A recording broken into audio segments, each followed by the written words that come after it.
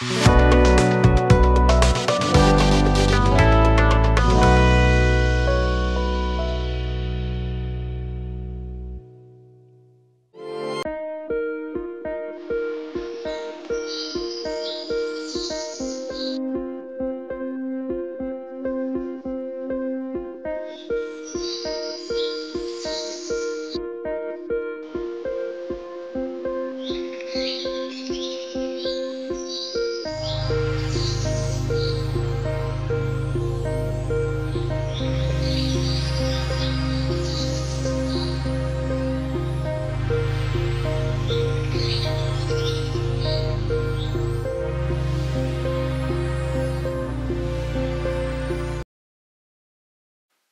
जीशु ख्रीष्ट अति बहुमूल्य नाम आपण मान प्रत्येक को ख्रीष्ट नमस्कार जनाए पुणी नुआ सकाल आशार कार्यक्रम में स्वागत जनाऊँगी। प्रभु प्रत्येक को बाहुल्य रूप आशीर्वाद करूँ। आज जो प्रसंग प्रभु वाक्य ध्यान करवा प्रसंगर शीर्षक हूँ विरक्तरु विरति।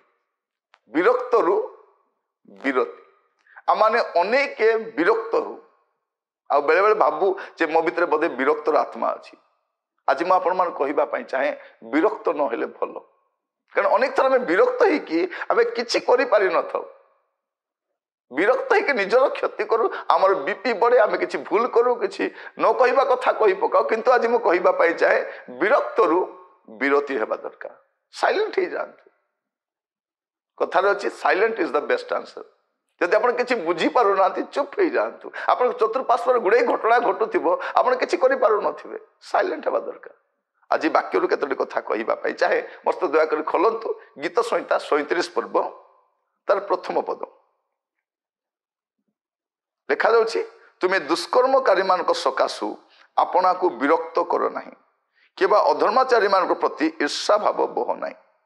लिखा जाउछि तुमे दुष्कर्मकारी मान सकाशु आपना को विरक्त कर नाही। आपण चतुर्पार्श्वर अनेक लोक दुष्कर्म करुथिबे आपण बुझाइले भी बुझीबे नहीं आपण को गाली गुलज करेंगे आप साइलेंट था आप विरक्त होगा दरकार नहीं। अनेक थर आम विरक्त हो कि प्रभाव पड़ न था। लिखा जाउछि तुमे दुष्कर्मकारी मान सकाशु आपना को विरक्त कर नाही केबा अधर्माचारी मान प्रति ईर्षा भाव बह नाही। दुई पद लिखा जाउछि कारण से माने घास परि शीघ्र कटा जिबे और कोमल तृण परि शुष्क हेबे। प्रभुंकर गोटे टाइम अच्छी लिमिटेड टाइम पर्यंत से माने भल देखा जिबे स्थापित हेबे एस्टाब्लिश हेबे तार टाइम सरीला परे गायब हो जिबे। तेणु मु कहबा पई चाहे विरक्तरु विरति होंतु आपण विरक्त न हेले भल कहीं जे आम सम्मुख अनेक लोग दुष्कर्म करते मंडली बाहर नुहे मंडली भितर मध्य सेवा कार्य मध्य आप देखिए बहुत वरीड हेबा दरकार नहीं। गोटे टाइम अच्छी सबुर समय अच्छी ए दुष्कर्मकारी मान फुटाणी मारिबा टाइम अच्छी कटा जीवार भी टाइम अच्छी से माने गोटे दिन लेसन ही लोक मान आपण कौन करबा दरकार नीरव हेबा तल को लिखा जाउछि सदा प्रभु ठार निर्भर रखी सुकर्म करो आपणकर काम सेटा देश में बास कर विश्वस्ततार अनुगामी हुओ सदा प्रभु ठार आनंद करो तोइने से तुम मनोवांछा पूर्ण करेंगे। ए दुष्कर्मकार बांछा बांछा ही रही से बहुत बड़ बड़ कथा कहे स्वप्न देखे किंतु तार बांछा पूरा हेबनी दुष्कर्मकार बांछा पूरा हेबनी से घास परि शीघ्र कटा जीव कोमल तृण परि शुष्क हो से कोमल तृण सुंदर देखा जाए किंतु अल्प काल सूर्य उठिला पर रही धार्मिकतार सूर्य जो ऊपर को उठे ये अधार्मिक देखा जीवनी तेणु आपण कौन करवा अच्छी वरीड हेबे नहीं बीपी बढ़ातु नहीं आपण मंडली रे आपण चतुर्पार्श्वर आपण अनुष्ठान रे आपण काम करबा जगह दुष्ट माने से माने प्रस्फुटित हुअंती बहुत सुंदर देखा जाती राताराति ऊपर को उठी जाती क्या धराधरी कर उठी जाती आपण जमा व्यस्त हुए कौन लिखा जाउछि सदा प्रभुटा निर्भर रखी सुकर्म करो दुष्कर्म कर बढ़ी थाई पारती आपण सुकर्म करंतु देश में बास कर विश्वस्ततार अनुगामी हुंतु मध्य सदा प्रभुठार आनंद करंतु तहिरे से तुम्भर मनोवांछा पूर्ण करेंगे। सदाप्रभु ठार आनंद से लोक सदाप्रभु को जाने नहीं से भावे तार आनंद अलग तार तरीका अलग। प्रिय भाई भाई माने जो माने लिफ्ट रे ऊपर उठती लिफ्ट रे तलक आसबे आप सीढ़ी रे जीवा अभ्यास करूँ step by step step by step step by step आगु जातु आप जमा व्यस्त हूँ ए दुष्कर्मकारी मान सकाशे विरक्त न हेले भल ईर्षा भी करूँ नहीं किसी लाभ नहीं ସେମାନେ କାହାକୁ ଡରନ୍ତି ନାହିଁ, ସେମାନେ ପ୍ରଭୁଙ୍କୁ ବି ଡରନ୍ତି ନାହିଁ। ସେମାନଙ୍କ ସକାଶେ ଆପଣ ଜମା ବ୍ୟସ୍ତ ହୁଅନ୍ତୁ ନାହିଁ। ଦେଖାଯାଉଛି କ'ଣ? ସଦାପ୍ରଭୁଙ୍କ ଠାରୁ ତୁମର ଗତି ସମର୍ପଣ କର, ମଧ୍ୟ ତାହାଙ୍କ ଠାରେ ନିର୍ଭର ରଖ, ତେଣୁ ସେ ତାହା ସଫଳ କରିବେ। କ'ଣ କରିବେ? ତାର ତ ଦୁର୍ଗତି ଅଛି, କିନ୍ତୁ ଆପଣଙ୍କର ଗତିକୁ ସମର୍ପଣ କରନ୍ତୁ। ଆପଣ ଦେଖନ୍ତୁ, ଆପଣଙ୍କର କ୍ୟାରିୟରରେ ଆପଣ ଦେଖିଥିବେ ଅନେକ ଲୋକ ଆସିଲେ ପଳେଇଲେ, ରାତାରାତି ଉଠିଲେ, ନାମ ବହୁତ ହେଲା, ହଜିଗଲେ ସେମାନେ।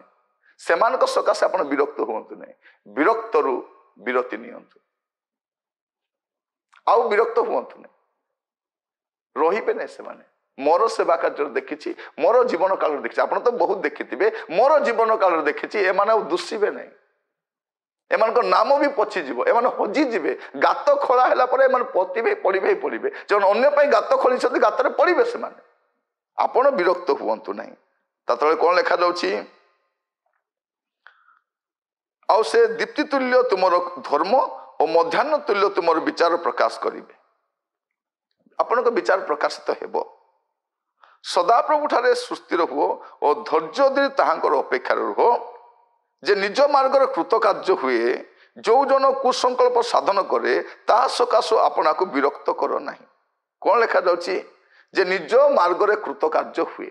ଦେଖିବେ ଏଇ ସେ ସକ୍ସେସ୍ ହେଇଗଲା, ସେଇଟା କରିଦେଲା, ସେଇଟା କଲା, କରୁ, ସେ ୱାରିଡ୍ ହୁଅନ୍ତୁ ନାହିଁ। ଲେଖାଯାଉଛି ସେ କୃତକାର୍ଯ୍ୟ ହେଲେ ବିରକ୍ତ ହୁଅ ନାହିଁ। ଯୋଉ ଜଣ କୁସଂକଳ୍ପ ସାଧନ କରେ ତାହା ସକାଶୁ ଆପଣଙ୍କୁ ବିରକ୍ତ କର ନାହିଁ। 8 ପଦରେ, କ୍ରୋଧରୁ ଶାନ୍ତ ହୁଅ, କୋପ ତ୍ୟାଗ କର, ଆପଣଙ୍କୁ ବିରକ୍ତ କର ନାହିଁ, ତାହା କେବଳ ଦୁଷ୍କର୍ମ କରିବାକୁ ପ୍ରବର୍ତ୍ତାଏ। ମୁଁ କାହିଁକି ଆପଣଙ୍କୁ ମନା କରୁଛି ଯେ ଯଦି ଆପଣ ବିରକ୍ତ ହେବେ ଆପଣ କେତେଟା ଭୁଲ କରି ପକେଇବେ। ଆପଣ ନିଶ୍ଚୟ ଭୁଲ କରିବେ। ରାଗିବା ସମୟରେ ଆପଣ ଯାହା କରିବେ ତାହା ଭଲ କାମ ହିଁ ନଥିବ। ଆପଣ ରାଗିବା ସମୟରେ ଚା ବନାନ୍ତୁ, ସେ ଚା ବି ଭଲ ନଥିବ। ଅର୍ଡିନାରୀ ଚା, ବିରିୟାନୀ ତ ଦୂରର କଥା। ରାଗିବା ସମୟରେ ବିରିୟାନୀ ବନାନ୍ତୁ, କ'ଣ ପକାଇଥିବେ ଆପଣ ଜାଣିଥିବେ, ଯେ ଖାଇଥିବ ସେ ଜାଣିଥିବ। ସେ ଆପଣ ରାଗିବା ସମୟରେ ସପିଂ କରିବାକୁ ଯାଆନ୍ତୁ ମାର୍କେଟରେ, କ'ଣ କିଣିବେ? ସ୍ୱାମୀକୁ ପଇସା ଲଗାଇବା ପାଇଁ ବେକାର ବେକାର କିଣିକି ଆଣିବେ, ପରେ ବସିବେ ନ କିଣିଲେ ଭଲ ହେଇଥାନ୍ତା ବୋଲି। କ'ଣ ହୁଏ? ବେଳେ ବେଳେ ଆମେ ରାଗିବା ସମୟରେ ଗୁଡ଼େଇ କାମ କରୁ। ରାଗିବା ସମୟରେ ଡ୍ରାଇଭିଂ କଲେ କ'ଣ ହୁଏ? ଯାହା ହୁଏ। ରାଗିବା ସମୟରେ ସିଡ଼ିରୁ କେତେ ଜଣ ଖସି ଯାଇଛନ୍ତି, ରାଗିକି ବାଥରୁମରେ ପଡ଼ି ଯାଇଛନ୍ତି କେତେ ଜଣ। ରାଗିବା ସମୟରେ ଆପଣ କ'ଣ କରିବେ ଆପଣ ଯେ ଜାଣିବାର। ଲେଖାଯାଉଛି କ'ଣ? କ୍ରୋଧରୁ ଶାନ୍ତ ହୁଅ, କୋପ ତ୍ୟାଗ କର, ଆପଣଙ୍କୁ ବିରକ୍ତ କର ନାହିଁ, ତାହା କେବଳ ଦୁଷ୍କର୍ମ କରିବାକୁ ପ୍ରବର୍ତ୍ତାଏ। 9 ପଦ, ଏଟା ଦୁଷ୍କର୍ମକାରୀ ମାନେ ଉଚ୍ଛିନ୍ନ ହେବେ, ମାତ୍ର ସଦାପ୍ରଭୁଙ୍କ ଅପେକ୍ଷାକାରୀ ମାନେ ଦେଶାଧିକାରୀ ହେବେ। ଦେଖାଯାଉଛି 10 ପଦରେ, ଅଳ୍ପ କ୍ଷଣ ଉତ୍ତାରେ ଦୁଷ୍ଟ ଲୋକ ନଥିବ, ତୁମେ ଯତ୍ନପୂର୍ବକ ତାହାର ସ୍ଥାନ ତତ୍ତ୍ୱ କରିବ, ଆଉ ସେ ନଥିବ। ଏଇ ଅଧ୍ୟାୟରେ ଏ 10ଟି ପଦ ମୁଁ କାହିଁକି ଆପଣ କହିଲି ଯେ ଆପଣ ନିଜକୁ ବିରକ୍ତ କରନ୍ତୁ, ବିରକ୍ତରେ ବିରତି ହେଇଯାଆନ୍ତୁ।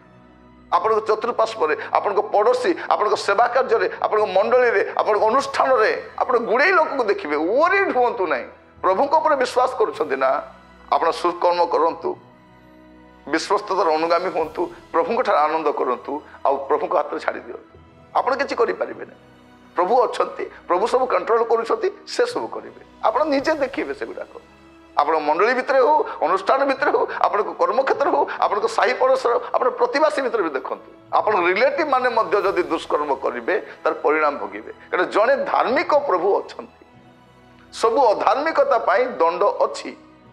ଟିକେ ଦଣ୍ଡ ବିଳମ୍ବ ହେଇଗଲେ କ'ଣ ହୁଏ? କିଏ ମୋର କ'ଣ କରିଦେବ, କ'ଣ କିଏ କିଛି କରିପାରିବ ନାହିଁ, ପ୍ରଭୁ ସବୁ କରିପାରିବେ। ତେଣୁ ଆପଣ ବିରକ୍ତ ହୁଅନ୍ତୁ ନାହିଁ। ବିରକ୍ତ ନହେଲେ ବହୁତ ଭଲ। ଆସନ୍ତୁ ପ୍ରାର୍ଥନା କରିବା। ପିତା ପରମେଶ୍ୱର, ଧନ୍ୟବାଦ ଦେଉଛୁ, ବୁଝିବା ପାଇଁ ଦେଲ ପ୍ରଭୁ। ଆମର ଚତୁଃପାର୍ଶ୍ୱରେ ଅନେକ ଦୁଷ୍ଟ, ଭ୍ରଷ୍ଟ, କଳଙ୍କିତ ଲୋକମାନେ ପ୍ରଭୁ ଦିନକୁ ଦିନ ପ୍ରସ୍ଫୁଟିତ ହେବା ସମୟରେ ଆମେ ଯେପରି ବିରକ୍ତ ନ ହଉ ପ୍ରଭୁ, ବରଂ ଆପଣଙ୍କ ଠାରେ ସୁସ୍ଥିର ରହିବୁ, ନିଜର ଗତି ସମର୍ପଣ କରିବୁ, ଆନନ୍ଦ କରିବୁ। ଅନୁଗ୍ରହ କର। ଶିକ୍ଷା ଦେଇଥିବାରୁ ଧନ୍ୟବାଦ। ଯୀଶୁଙ୍କ ପ୍ରିୟ ନାମରେ ମାଗିଲି, ଆମେନ୍। ପ୍ରଭୁ ଆପଣମାନଙ୍କ ପ୍ରତ୍ୟେକଙ୍କୁ ବାହୁଲ୍ୟ ରୂପେ ଆଶୀର୍ବାଦ କରନ୍ତୁ। ନମସ୍କାର।